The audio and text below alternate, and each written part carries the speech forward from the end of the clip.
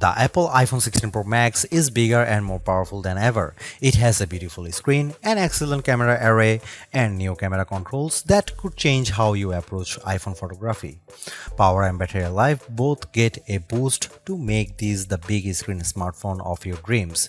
Apple Intelligence offers some useful and intriguing features, but it's not yet the thing that will or should drive upgrades. Still, if you have been holding on to an iPhone 12 or 13 Pro Max, this is probably the moment for a big screen upgrade.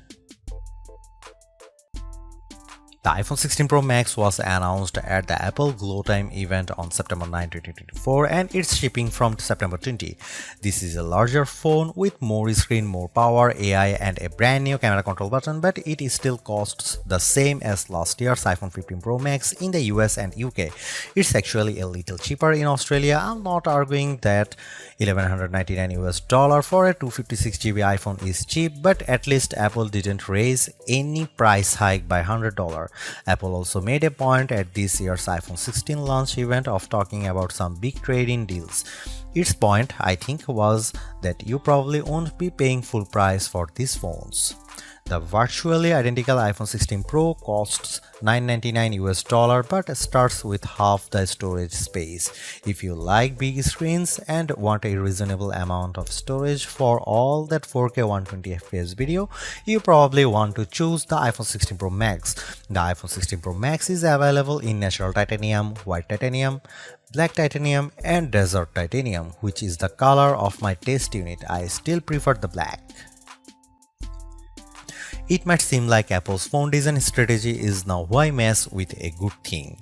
In some ways, that's true. The iPhone 16 Pro Max doesn't stray far from the aesthetic first established with the iPhone 12, but also carries forward the myriad challenge made over the last few generations, like the smoothed out edges and new action button which replaced the silent switch on the Pro models last year. Its dimensions are close to those to the iPhone 15 Pro Max but enlarged by a few millimeters here and there. The 16 Pro Max is 163mm by 77.6mm by 8.25mm and weighs 227 grams.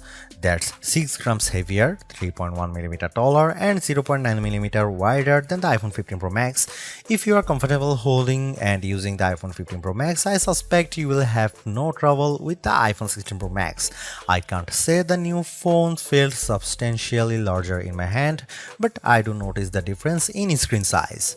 The bottom edge features microphone and speaker perforations, along with a USB-C port that, with the right cable, can support Thunderbolt 4 data transfer speeds. There's also a speaker slot along the very top edge of the display. Together with the bottom edge speaker, this phone can produce undistorted room-filling sound. Highs are sharp, mids are strong, and bass is good for the device size. Button placement is mostly identical to last year, with the volume buttons and action button on one side and the larger power or sleep or Siri button on the other side. They are joined, however, by a new button, camera control, roughly the same size as the power button. The camera control button is a multi-purpose control that can recognize physical presses and lighter presses to enable haptic response and gestures. It offers instant access to the camera and with those other presses and gestures to various virtual millimeter lenses and camera settings. The materials and build quality are once again excellent. Apple used grade 5 titanium on the body over a graphite-clad aluminum substructure. Apple has also upgraded its ceramic shield, which may make it less susceptible to cracks and scratches, although I was quite careful with my 1TB desert titanium test unit, so I can't say for certain if this is the case. Okay, I did get it wet, purposely running the IP68 rated iPhone 16 Pro Max under a garden sprinkler. It was fun to watch the screen activating as it was touched by 1,000 tiny fingers when it was just water droplets, but the phone was otherwise unmoved and unharmed by the deluge. Sometimes I wonder how Apple might say its next screen technology. Will it add duper to it so it becomes super duper Retina XDR display? I mean, it may have boxed itself into a corner, but Apple skirted the issue this year by leaving its iPhone display technology pretty much untouched. This is a giant screen 6.9 inches, achieved through a combination of a slightly larger chassis and pleasingly thinner bezel. There are more pixels than last year. The iPhone 16 Pro Max screen is 2868 by 1320, while the iPhone 15 Pro Max is 2796 by 1290. There's more pixels but not a higher density. This is still 460 ppi and so falls behind the Samsung Galaxy S24 Ultra's QHD Plus display, at least on the ppi front. Apple also didn't mess with the dynamic island, which remains a useful and fungible information peel in the upper portion of the screen. It houses Face ID, depth sensors, and a 12 megapixel true depth camera. The camera takes excellent selfies and is my go-to for biometric unlocking. While the display's core specs haven't changed, they are worth noting. It's a wide color gamut screen that supports HDR True Tone always on display, means you can see a less saturated version of your lock screen without unlocking the phone, 2000 nits of peak brightness outdoors, and Pro Motion. Speaking of which, everything I did on the iPhone 16 Pro Max looked fantastic. I don't even notice the dynamic island when it's inside one of my games, and streaming videos via the likes of Netflix tends to crop out the cutout. I know everyone wants to talk about Apple Intelligence, but it's the changes to the core iOS 18 platform that will have the biggest impact on your iPhone 16 Pro Max day-to-day use. Photos, for instance, has gotten a huge overhaul, and one that I'm not entirely sure makes it better. It's a situation of who moved my cheese, as many of your core features may have shifted or been replaced. The Photos app now defaults to search and collections, which might throw people who are expecting to see their photo library. Still, if they get used to using search for some natural language queries that yield useful image results, they might be pleasantly surprised. The iOS interface is now more customizable, and if you want, you can leave spaces in your app grids. You still can't place an app icon in space that, say, straddles two spaces in the invisible grid, but I think people will appreciate this new level of flexibility. Apple seems a bit obsessed with summarization. Summaries exist in writing tools and in the new Safari, which has a slightly hidden highlights feature. Look for a tiny hamburger menu on the left side of the address bar. You can use that to turn it on, and it will take, for example, a lengthy New Yorker article about Ronald Reagan and condense the thousands of words into a paragraph summary. Impressive. So I worry that such a boil down might leave out important nonsense. There's even a new passwords app that consolidates and surfaces all the password feature Apple has previously hidden in features like keychain. Now you have an easy to access app to manage sometimes confusing password and security word.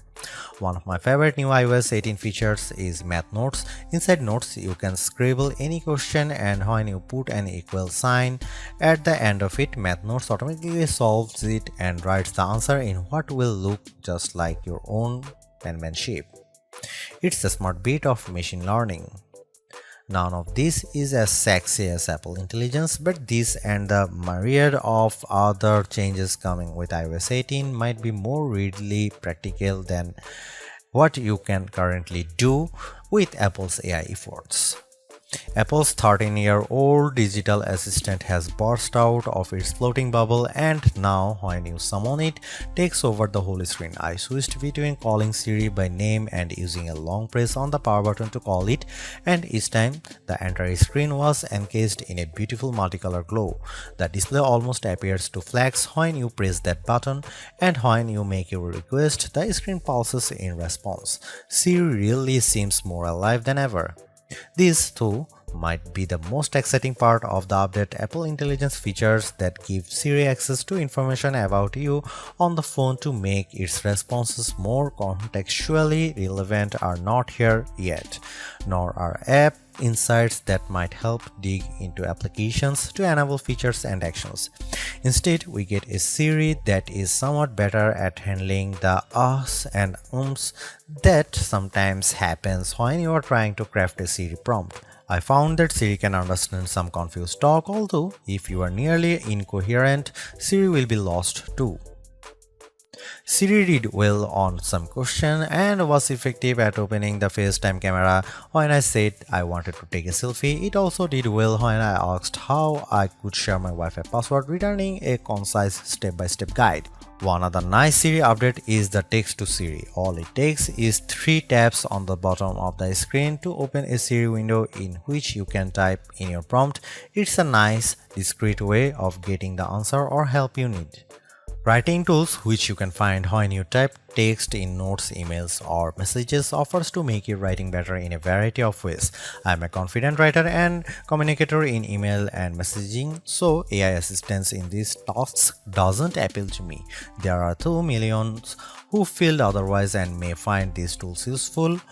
I noticed how while writing tools offers to make your text more professional, concise and friendly, it does a stellar job of never losing a misconstructing the meaning of your original text. Photos is where Apple Intelligence shines. The new cleanup option in Edit is effective at removing unwanted objects from phone. When I opened a photo and tapped the cleanup eraser icon, it immediately offered to remove a few people from the background of my photo. I wanted to keep them, so I choose an object I wanted to remove, drawing over it. Precision is not a necessity. I drew over parts of it and cleanup identified the complete object. When I took a picture of my wife at an outdoor restaurant, I noticed that you could still see all the cars parked behind her. I used cleanup to remove them one by one. It did a good job. In all, Apple Intelligence shows early promise, but compared Google Gemini and Galaxy AI, it seems a bit limited. Siri still doesn't have that open LLM feel where you could ask it almost any question or solve any problem. There is no AI image generation, not even the promised Gen emojis. It's still an English-only tool, and the promised third-party integration with ChatGPT and potentially Gemini have yet to materialize. It's a good effort, but this version of Apple Intelligence is not the one that will spark a billion upgrades. While Apple hasn't radically changed the iPhone's camera array, there are enough changes in hardware, software, and image processing, along with the aforementioned camera control button to make the imaging system feel fresh and new. On paper, we have just one notable megapixel upgrade, the 48 megapixel ultra-wide camera, which will not only improve wide-angle shots but has a measurable impact on macro quality. Still, even though Apple didn't squeeze a much higher pixel count into the main camera, it did upgrade the sensor and is promising much faster shutter speeds, and the autofocus is now enhanced with dual autofocus sensors. These are the kinds of incremental changes that should improve both the experience of using the quality delivered by the main camera sensor, but they are also hard to measure. More on that in a bit. The 12 megapixel 5x optical zoom is essentially unchanged from last year's iPhone 15 Pro Max. The biggest news here is found not on this phone but on its little brother, the iPhone 16 Pro, which also gets the Tetra Prism lens. Last year's Pro model was stuck with a just 3x optical zoom camera. Similarly unchanged is the 12 megapixel FaceTime camera on the front. Here are some camera samples of iPhone 16 Pro Max.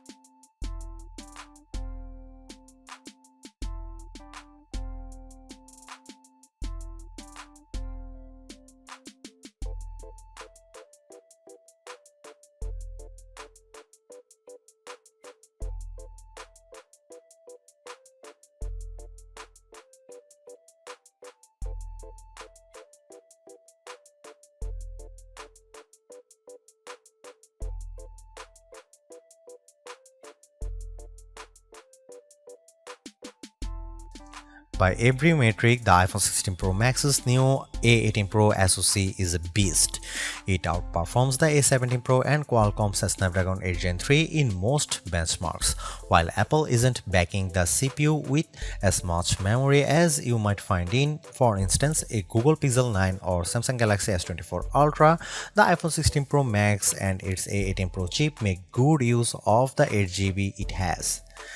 That the iPhone 16 Pro Max is essentially a mini computer in your pocket should surprise no one. Apple Silicon has provided ample power for everything from everyday productivity tasks to 4K video editing and AAA console gaming. The A18 Pro is no different, but in this case, we have an even larger canvas on which to enjoy its benefits. I'm not sure I could find a task this phone couldn't handle. If I have one criticism, it's that the phone does seem to get a bit warm during, for instance, gameplay and video editing in CapCut. I don't know if this is the graphite covered aluminum substructure more efficiently delivering heat from the chip to the body or the phone overworking. The good news is that this does not adversely impact performance or battery life. Call quality was good, and I am pleased to see that this is now a future-leaning platform with Wi-Fi 7 support. There's also Bluetooth 5.3 support and second-generation ultra-wideband. It helps in my Find My app, which I used when I purposely misplaced my new AirPods 4.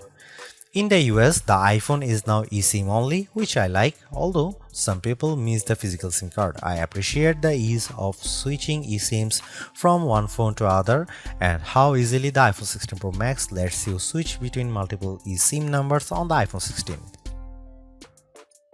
The iPhone 16 Pro Max have everything we have come to expect in a year-over-year upgrade even without Apple Intelligence. The 6.9-inch iPhone 16 Pro Max have a slew of upgrades including a good battery life, outstanding photo and video chops and iOS 18. The iPhone 16 Pro Max are excellent phones worthy of a spot in your pocket if you can afford them.